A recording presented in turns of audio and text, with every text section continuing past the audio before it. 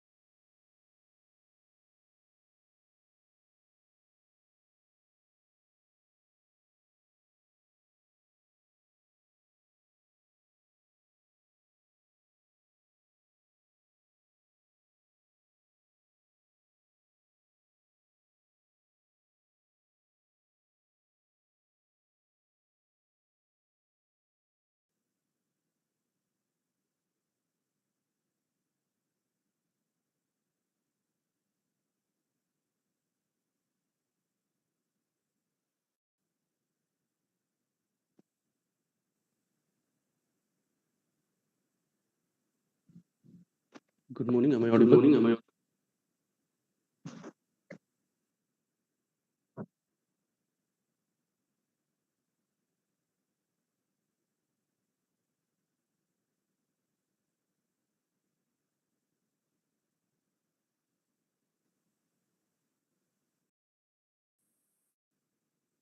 Good morning. Am I audible?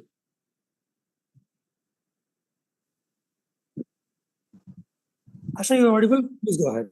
Yes, audible. Yeah. Thank you, sir. Thank you, sir.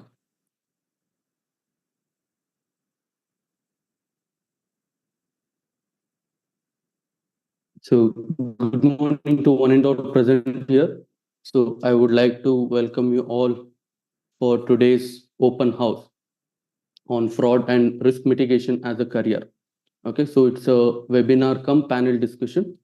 So today we are here in this intellectual meet in order to discuss about various options in the sector of fraud investigations as well as risk mitigation.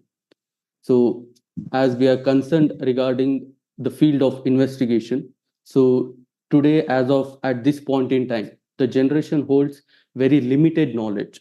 So as of when you say investigation, they either think towards the only government sector, or else when we say, even for a matter, when we discuss about forensics, people have very limited understanding and concept whenever we discuss the same. So in order to bring the knowledge, in order to enlighten the generation who are seeking the career in the same, so we have brought in this intellectual meet to all of you who are looking to enhance their career options, who are looking for a game change in their career, who are aspiring to create their path in the field of fraud investigations and risk mitigation. So I think this is going to be a milestone for all of you to create in knowing the field, or else in order to understand the in-depth knowledge of the same. So with this, without further delay, I would like to introduce our panel to all of you. Okay. So before that, firstly, I would like to introduce myself to you all. My name is Harsha. So I am the scientific officer at Clue for Evidence Forensic Lab, and I'm volunteer in Clue for Evidence Foundation. Yes. So a small introduction about our Clue for Evidence Foundation. So Clue for Evidence Foundation is NGO for legal and investigative support. So Clue for Evidence Foundation is been providing its services for the people who are in need for any sort of services regarding forensic investigations, yeah, legal advice, etc., from many years. So it is believed that no support is complete without providing the knowledge to the next generation or passing on to the knowledge to the next generation. So with this view, it has been initiated a education institution in the name of C4E institutions. So today we are so excited and we are so honored to introduce you all to the institutions, the first and what you can say, like a first and beginning of a new milestone in the educational institution that is being brought by Clue for Evidence Foundation in association with the Global Open University Nagaland and in collaboration with Clue for Evidence Forensic Lab. We can say this is the first forensic organization by which is bringing in such an institution which is offering almost every level of options to do your certifications, degrees, etc. Yes. So coming to this program, so I would like to take the pleasure of introducing all of you to our experts panel. So by saying this, I would like to introduce first our honorable guest, Sri Ashwatha Narayan sir. So to be of introducing sir, he is practiced as an advocate in civil, criminal, and revenue litigations. He was panel advocate for Kolar. He has worked extensively as arbiter in cooperative bank or society sector. He has worked as civil judge, magistrate, senior civil judge, and chief judicial magistrate, district and sessions judge. special judge for SC/ST, that is atrocities cases and CBI cases, and chairman of permanent Lok Adalat. So, as a judge, he has handled and decided thousands of disputes relating to Civil Criminal Labor Act. He is honored with commendation certificate from High Court of Karnataka for quick and effective disposal of cases under pilot project scheme. Yes. So he has undergone training in mediation, several disputes as a conciliator in Lok Adalats, given training and lectures in to judicial officers in Karnataka Judicial Academy, judicial employees in Employees Training Institute, and trained advocates for judicial officers examination. He has worked as chairman of Permanent Lok Adalat, Bengaluru, which resolves dispute related to public utility services for 5 years from October to September 2022, and dispose thousands of disputes quickly, effectively, and efficiently. Now, working as arbiter and legal consultant, and also as ombudsperson for Jain University. So, with this, I would like to welcome our honorable guest, Mr. Ashwatha Narayan, sir. So, we welcome you wholeheartedly. Thank you, Harsha. Thank you. Thank you for your. Pleasure, sir. Pleasure is all our. Yes. Thank you. Sir, the voice is breaking. Can you please repeat? Thank you, sir. Thank you. Thank you, Harsha, for your Oh, affectionate welcome pleasure, sir. and to be with you this very good morning and to Yes, have a new journey in the field of yes, law only. Okay. Thank you. Thank you. welcome, sir. Yes. So, moving on to further, so I would like to introduce our next panelist or experts. Okay. Yes. So next we have Mr. Sharat Chandran K. Nair, sir. So, sir holds academic and professional qualifications as BCom, certified fraud examiner, certified anti-money laundering specialist. So, has his professional experience concerned, he is running a consultancy firm by the name of Case Prism Analytics based in Chennai. So this firm provides investigation consultancy to companies in the BFSI and other sectors in the domain of fraud and AML investigations. Case Prism Analytics undertakes forensic audit, insurance claim investigations, AML investigations, etc.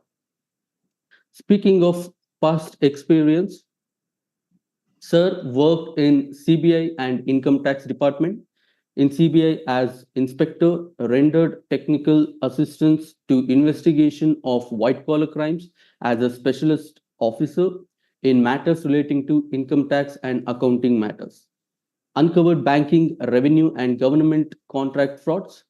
He also worked in captive BPO of Standard Chartered Bank, managing AML compliance and investigation for wholesale consumer private banking for Standard Chartered Bank in Malaysia and Nigeria.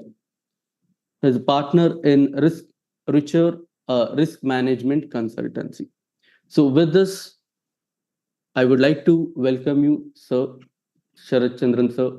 So, it's pleasure to have you, and we wholeheartedly welcome you, sir. Thank you very much, Harsha. Good morning to all the attendees, and I hope you'll be enjoying this program, and hope to speak to you soon on this. Thank you very much. Pleasure, sir. Definitely. Welcome, sir. Yes. So, moving further, it is time to introduce our next panelist and expert. So, now I would like to welcome our next expert, Mr. Prasad Reba Pragada, sir. So, introducing Sir, over the past 2 decades, his professional career focus has centered to the advisory field. Till date, he has managed 40 plus engagements, providing advisory services to governments, international financial institutions, and private sector clients across diverse countries such as India, Bangladesh, UK, UAE, and Nigeria. During last 10 years, Sir role involved establishing strategic connections with senior government officials, interfacing with political representatives, investors, and various stakeholders in Indian ecosystem towards shaping and implementing large-scale initiatives. These initiatives are the medically aligned to public policy and investment facilities, IT advisory, organizational design and operations, business advisory services. So the engagement within all these schemes covers sectors such as agriculture, urban development, healthcare, delivery and infrastructure, banking and financial services, manufacturing and MSME, tourism, skill development and investment promotions and facilitation. So with innumerous number of credibility and professional experience. So today we have Sir Mr. Prasad Reba sir. Sir, we wholeheartedly welcome you for this event. Thank you, Harsha. Thank you very much. Pleasure, It's sir. indeed a pleasure to be part of this eminent panel of other experts and hope to contribute as much as I can as part of this open house. Thank you. Thank you. Thank you so much, sir. Yes. So with this, now I would like to introduce our next expert. Okay. So yes. So our next expert, Honorable Sir Mr. Santosh Murthy R. Vasishta, sir.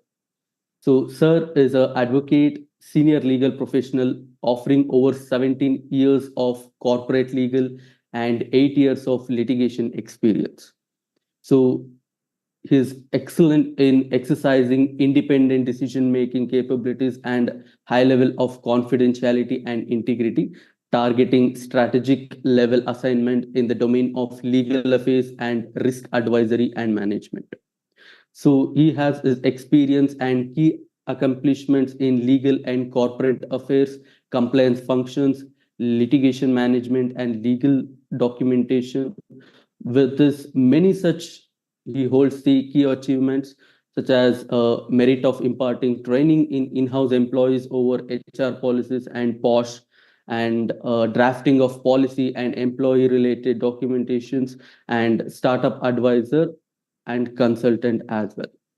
So with this brief introduction, I would like to welcome Sir Mr. Santosh Murthy, sir. Sir, we wholeheartedly welcome you for this event today.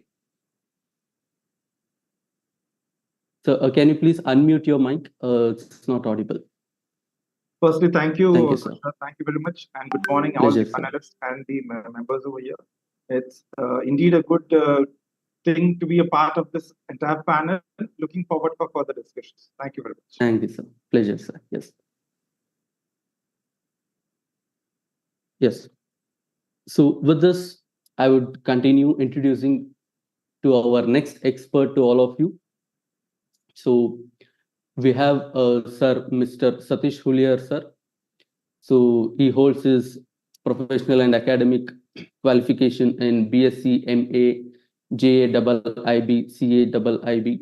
He is honorary principal of C4 institutions for investigative studies. So introducing him, that he has an experienced investigative banker with over 30 plus years of banking exposure in various capacities and in various divisions, including HRM, internal fraud investigations, anti-money laundering, internal investigation, staff training, and monitoring with risk management departments of a leading public sector bank, with a passion to transfer the knowledge and transform such investigative and risk mitigation skill to the next generation. He is now passionately being the honorary principal of this institution. So with this, I would like to wholeheartedly welcome Sir. I welcome Sir. Thank you, Harsha. Thank you very much. Pleasure, sir. Welcome to all the panelists. So we are hoping for a good discussion today. It's a new thing, new subject, new initiative. I wish that the program goes well. Thank you all. Welcome to all. Let's have a good discussion today. Thank you so much, sir. It's a pleasure to have you. Yes. So with this, last but not least, the person reason for opportunity being in this meet of intellectuals. So I would like to introduce our host and our sir, Mr. Paninder B. Sir. So he is the chairman of Clue for Evidence Foundation. So he is the founder of C4E Institutions, director of Clue for Evidence Forensic Lab. So briefly introducing Sir, that with over 50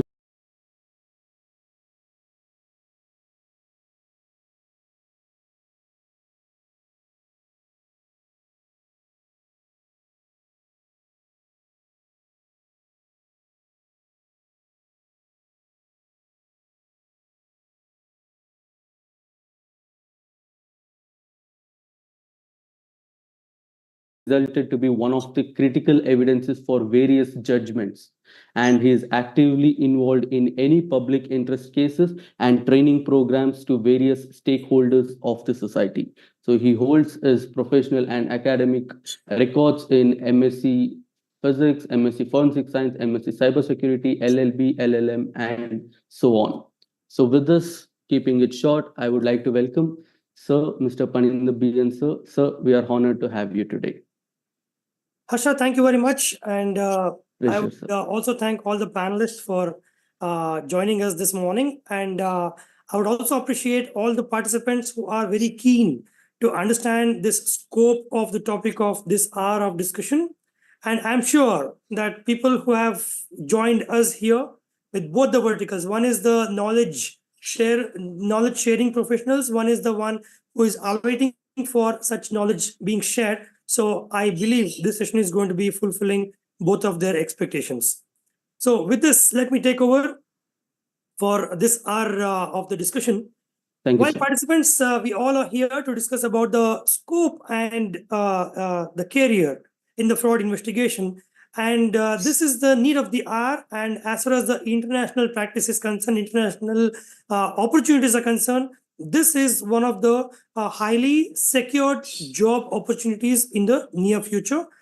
Coming next is the cybersecurity is one of the leading sector. So if you have to have any discussion as to what's next, this is the program is what we're discussing for the day.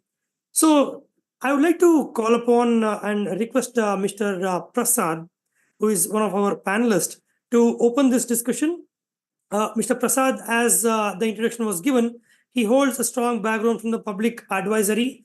And if I have to ask Mr. Prasad, what is your views on the need of fraud and risk mitigation in the industry which you just come up with? So, and to Yes. advise all the participants here, the corporate sector and the need of risk and the security modules. The time is yours for next 6 minutes. Thank you. Yeah. Oh, thank you very much, Panindraji. I don't know if I can utilize 6 minutes. It's of course, a lot of eminent panelists are there. I'm sure they'll have much more, value-added views to add to the discussion. So I'll take some time, definitely. Thank you. Beyond any doubt, today, be it government and be it private sector, each of them are looking at enterprise risk management as a very holistic, function. Okay, enterprise risk management covers, as part of them, one very important aspect, which is, of course, the risk and fraud related aspect of the story. And if you look at some of the scams that have happened in the history of India, at least the top 10, 15 frauds in the country, they have actually resulted in not just because of the process issues, but because of the larger corporate governance issues. And therefore, enterprise risk management to me is a much wider spectrum. And risk and fraud management is essential ingredient of it. I think needless to mention, what will happen if we don't focus on these things as organizations? The effects are going to be devastating. And what are some of those effects? The people will lose their jobs.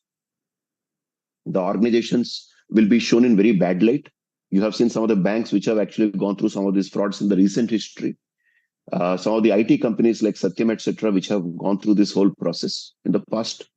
And there are many other examples which you can see in the international arena as well. And why all of these are happening is because they do not have, or they had probably somewhere have lost focus on some of these aspects. That is from the governance standpoint. And then there is a post-governance, post-incident scenario that, once you identify that something has happened, then how this entire organization reacts to this, and then what is the kind of modus operandi they will put in place towards analyzing the issue, towards understanding the impact of it. How do you control it? How do you mitigate it? It becomes a much, much larger subject. And therefore, today, if you take any corporate, especially the listed ones and the large companies, they do have an enterprise risk management committee, which reports directly to the board, and they rely on the professionals who actually come from these disciplines. And, they really give a lot of importance to this.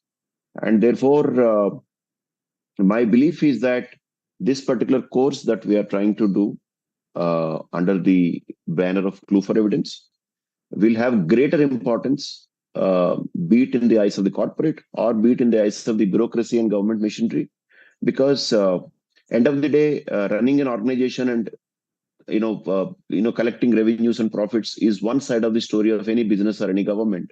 But on the other side is also very important to bring in healthy practices in the organization. And the risk and fraud related processes, how do you design them? How do you put in place them? How do you institutionalize them? And also, how do you make sure that an incident happens, how it can be investigated in a healthy manner? And how do you actually propose measures for its mitigation? And how do you actually address the consequences of it? And how do you make sure that again the organization is brought back on track is an essential and very important thing for all the corporates in this country. Needless to take any names, but every corporate, especially the listed companies today, they are very much averse to any of these incidents happening. And therefore, they spend huge amounts of money. They actually create very strong workforce within the organizations. And I believe the students who actually get trained themselves on some of the course curriculums that Phanindra is trying to bring in with the help of Satishji and others will have immense value in the eyes of the corporates as well as in the eyes of the government, especially the public sector undertakings. Thank you. Sir, thank you very much for your initial remarks. And now I would like to seek the input from Kid, be it be Toshiba accounting scandal or a lot of other scandals which we keep on seeing, while which also included Volkswagen emission scandal. Yeah. How do you look at as a person with dual sector interest? Matlab, you have the law enforcement as well as the private advisory right now. So and security measures on this. At the outset, thank you, Phanindra, for giving the introduction about my background. And Mr. Prasad, that was a nice talk that he's given. He's given a broad view of enterprise risk management. And I think what I'll do here is, because I have both the experience in the government as well as the private, so I'll try to tell you how we can actually see the fraud risk mitigation. So from the point of view of, whatever consultancy that I'm doing now, and whatever experience that I've gained over the years, see a fraud mitigation and fraud prevention and fraud investigation. So these are essentially two terms: fraud prevention and fraud investigation. So these are actually two terms. See, a fraud prevention is more of a proactive approach, whereas fraud investigation is a reactive approach. Right? See, when you have the domain knowledge, the domain experience, and plus you're equipped with the and experience in the field of investigation, you can combine this and design. You can contribute to the fraud mitigation. That is fraud risk management. See, actually, when you see as an enterprise has different risks. Like we have operational risks, then we have reputational risks, we have financial risks, different types of risks. So this fraud risk management essentially sits in the operational risk. That is the operations of a concern. So in the operations, what I mean is that when the enterprise has to achieve a particular objective, it has to move the men and material to reach that particular objective. So moving men and material, there are so many transactions that take place, and these transactions actually are the essential the source of it's a place where actually fraud emanates. My experience with the government as when I worked in CBI, it was more of a reactive approach. That is, after a crime has been committed, we come into the scene and then we do the investigation. So, and whereas in the private sector, we didn't have enough scope for determining risk management, etc. in the government. Whereas in private sector, there is it is very essential for a risk management, and so it has to be as a proactive approach. So designing risk management, fraud risk management in the private sector, you require the domain experience. Like if you're in the banking industry, or if you're in the insurance industry, or in the hospitality industry. So different types of experiences if you have, and then with your investigation background, you will be able to design a good fraud risk management for the company. Now, anything else that you want to know, Farinder? It's fine, because you have made your points clear at this initial discussion. Yeah. So that's good for us to go for the second round to pose further questions on this. Thank you very much. Yeah, thank you. Now, while in the flow of our discussion participants, what we're trying to discuss is the BFSI sector, because what the topic we're discussing is more relevant to this banking, finance, securities, and investment sector. While Sir just mentioned about the fraud prevention and fraud investigation, that's only very similar to our cyber security and cyber forensics. Security comes as a preventive, and forensics corporates, okay, when this situation comes to mitigate this kind of risks. When I say risks, it could be both in terms of the reputation, it could be also in terms of the financial risks and related consultation. Santosh sir, so what is it you have to see as a recent trend, okay, regarding the corporates approaching you regarding this kind of requirement, and what is your initial remarks? Firstly, thank you, Panindra, for making me a part of such a good panel, actually. And as rightly suggested by Prasad sir and Sarat Chandra sir, regarding the first thing which shook India very in an earlier stage was the Satyam scam, as Prasad sir rightly remarked. It was like an Enron scam in India. And that's where it started the budding stage. The risk management started to bud, and SEBI, RBI, and everywhere were made to make the changes in the rules, regulations, and articulate the special sections to handle such kind of risk that should not repeat further.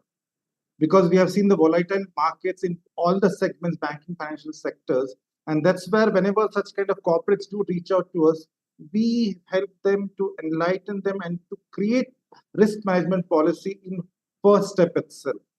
The risk management policy further is gets tied up and connected to whistleblower policies, wherein we suggest that each and every step should be looked into. For example, incident policy reporting. This is incident reporting also is a policy. The moment you see any sort of an incident, you have to just report it immediately, which helps you to plan the response planning and action over there. Then further, how do you mitigate such kind of frauds? How there is an immediate incident response is there. You have a user protocol notification. How to react when we get such kind of notification? Because Satyam scan is a right example when one of the directors had received the whistleblower thing, which was not there, but still he just blowed out entirely to mention that something is going wrong within the organization. The basic one more concept is the password policy in the financial sector. You should be having a tight password policy whenever a user is using, or in his absence, if someone has been being given to use the systems also. Then the collaboration with respect to the law enforcement directors also, whenever such kind of a major incidents do happen, how you collaborate with other team members, other partners, including the police departments and enforcement directors also to take it up further. There should be a proper forensic analysis for everything in detail. However, whatever the incidents has taken place, there should be a proper communication strategy also, where you interact with inside the corporates also, or to the media outside also. It can be a government department also, anywhere. Communicating it so that it helps a large, that it should not be miscommunicated to a larger extent. Further, the data recovery measure, if something has really gone to a loss, or the entire reputation may be also gone to a loss, how to mitigate those things also is a major task indeed. And further, post this incidents occur, how to handle it and tackle it in such a way that this should not be repeated further. And how to guide others also, that there should be a stringent policy towards such kind of incidents, which may not repeat further in that case. Like, and lastly, but to state that in an event where it's all the banking sector, financial sector is connected to the customer base actually. So how the customers should be handled whenever you go on repeating such kind of incidents, and the customers get hayback reactions towards whatever they put up the query to them also. So this is my input in this way, where the corporates are to be guided in this way. Let's see further as to the panel discussion. Thank you, Panita. So thank you for your initial remarks, and maybe we have a lot of follow-up questions on the points what you have highlighted. Yes. So which will come in the round 2. So now I will request Mr. Satish Hulia, sir. You coming from a banking sector, while you have also been a person to do a lot of internal fraud investigation and compliance management and risk assessment at your operational level. Sir, when a bank, okay, it could be any bank for that matter, okay, when a bank gets to see this kind of situation, what kind of professionals do you engage with, and what are the technical support you actually expect, and how do you, if there is any breakthrough as a story which you have involved in, so if you could throw some light on it, that would be very helpful. Yeah, good morning to all. It was wonderful. The earlier panelists have discussed regarding risk mitigation. So when as Panida sir is telling about banking, see, banking frauds, as you all know, it will be unearthed at a later situation due to the processes, what we call the inspections and reporting, other things. The moment when a fraud is unearthed, the steps will be taken immediately. That is, the investigation part will follow. And presently in the industry, banking sector, insurance sector, and securities, and what we call the BFSI. So internal investigators are appointed, and the internal HR system, IR guidelines, vigilance, these things fall in line.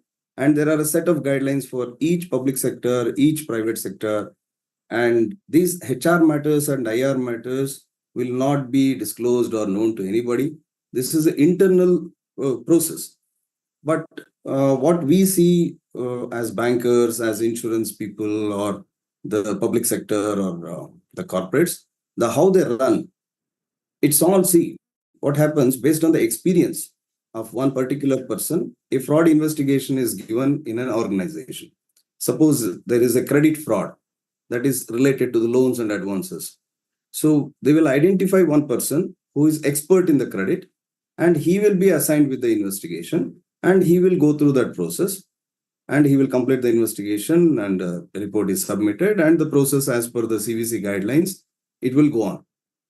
Whereas there is no specific designation or a particular course or a particular skill development to conduct a fraud investigation in all the 4 sectors what we have discussed right now. So that's where the risk mitigation and the fraud risk management comes into picture. I think I have put in some 31 years of service. I have never heard that in industry that, yeah, one person is coming today, he is a fraud investigator. Nowhere it is mentioned. Or in a group of people or a group of employees. For example, I'll take HR sector or IR or any corporate sector. Let us not differentiate. Every sector will be having the HR team. If there is one person in the HR team who is called as a fraud risk manager or expert in fraud risk mitigation in the team, that team and the entire environment around him will be very vigilant. So till now, that aspect of designating a person have not come into picture. So risk mitigation and the particular designation, what we are discussing and what we are going to offer, or what are the prospects of that, is the high time to have this specialization, skill development, and we have to let the people pass on our knowledge and make them skill oriented and bring them into the fold. And we have to expand our what do you call the knowledge sharing platform, like what Paninder is doing right now. So this is a very good opportunity, and it is a need of the hour. And this team, once a team is formed, one person who is particularly called as fraud risk manager or enterprise risk manager, these type of designations will evolve in future. So that will be this forum, whatever suggestions we are getting, it will help us in evolving these type of designations, these type of exposures, and these type of job opportunities to the next generation. And that opportunity will come with the skill-based training, what we are going to impart to the next future. We can call them fraud investigators. So that's it. And as we go on, I think this will be a vibrant session in the second round. Thank you. Thank you for inviting me. Thank you.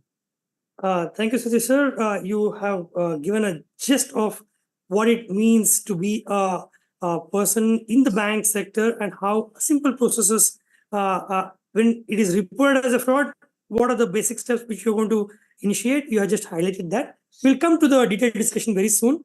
Okay, now it's time for us to call upon our retired judge sir, Ashwath Narayan sir.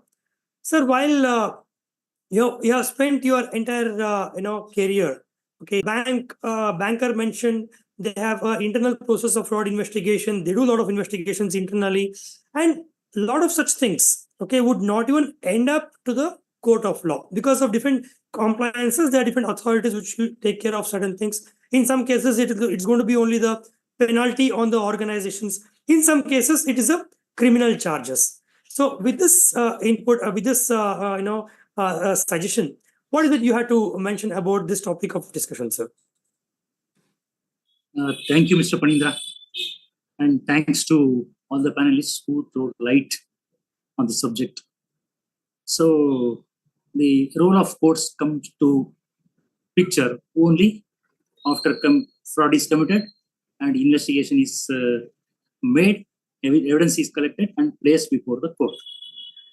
Normally what happens, it is true, see, a fraud behind a fraud, there will be an intellectual mind, not only intelligent plus what is that? Intelligent plus mischievous. Intelligent plus mischievous mind is there, and it is called as intellectual mind. So every fraud is intellectual only.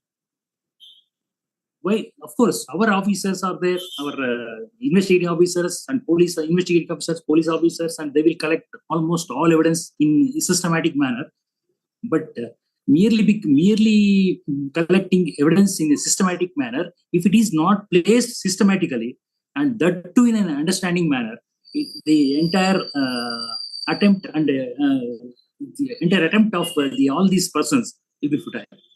So what I wanted to tell is, firstly, we of course it comes in the course also, in this master course also, we should learn the subject in a layman's language, first one, and we should present it to before the court in any evidence in a layman's language only. if we cook very good food and if it is not properly served, so that will be waste of thing, and so that should not happen. So normally the presiding officer, judges will be transferred once in 3 years or 4 years, depending upon the circumstances. And a specific person will not be posted to a court to know each and everything. Of course, now they are giving training on some subjects, but it is difficult to them to give quick disposal if it is not placed in a known language. If it is purely technical, it will be difficult for them to understand it and to give a judgment on it. So what I want to tell is, we have to create an awareness, not only among the officers, as well as judges, even lawyers, prosecutors, etc., even to the public also. Even a witness, if he comes, we have to create awareness to him that these are things will happen, because it should be in a homely atmosphere. It should be done. So if you understand the thing properly, you will get correct judgment. So the guilty will be punished, and the person who suffered loss will be redressed. So what I wanted to do, the first thing I want to tell is, we have to keep the things very in a simple language and in a simple manner, and we have to present it in simple language. It is not our duty. It's not our the scope to express our things in a good English or in intellectual English. So everyone should know it. The public should know it. But not only the industries, big industries, big people are suffering. Even a common person is suffering from these frauds and other things. So common people are large compared to the industries. So we have to take care of the common people also, keeping in mind them, and as well as each and everyone. We have to present the things in a layman's language, what it is my experience in all these years. So normally they will collect so much of evidence. I have dealt with CBI cases. They will collect enormous evidence, and it will be something like beating a bush at last. So we should be pinpoint the evidence and place it before the court in a right manner and systematic manner, so that the things will be easy. Normal complaint is there will be delay in disposal. This one. Presentation is not proper. So if presentation is proper, receiving it will be proper, and they will be quick. The justice will get justice very quickly, and so the presentation should be in a simple and to the point. It is my requirement at this stage. Yes, sir. So thank you for highlighting, and you have made your initial remarks very simple. And when I say simple, the basic point which you touched upon is the need for the investigation and the manner in which it is presented before the adjudicating authority. So participants, we must also understand there are a good number of investigators, there are a good number of advocates, there are a good number of judges. Okay, when I say this, all the three contribute for effective criminal justice system of the society. Resource people to keep their video on, so that we'll start our open house right now. While Mr. Prasad, you represent fraud prevention as one of the major sector, and Mr. Sharad, you represent the fraud investigation. Okay, well, people say, industries say they have pushed in crores of rupees on fraud prevention, and while another corporate say they have pushed a lot of money on the fraud investigation. So which is more important and which is more critical? Mr. Prasad and Mr. Sharad. First, Prasad, please go ahead. Yeah, I think, there is this proverb that was taught to me since my childhood, that prevention is better than cure. Okay, so, yes, we need to try to prevent most of these things, and therefore some amount of focus every organization is putting in today to prevent, thereby designing the processes well, putting skilled people well, putting auditors, internal operational auditors, so on and so forth. But then eventually what happens is that somewhere we are not foolproof to the extent of 100%. Therefore, incidents do happen. When the incidents do happen, then the organizations typically try to, fix it, try to investigate it, try to find out the reasons, so on and so forth. I believe both of them are important. It's not that one is important and others is not.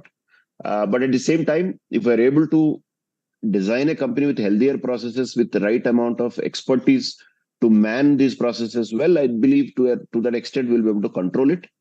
But then once it happens, what happens is the domain of expertise. It's not so easy. In some of my personal interactions with Phanindra ji, he does share some of the incidents that has happened in the past and how he has been involved as a professional. I think mind-boggling amount of expertise and skill is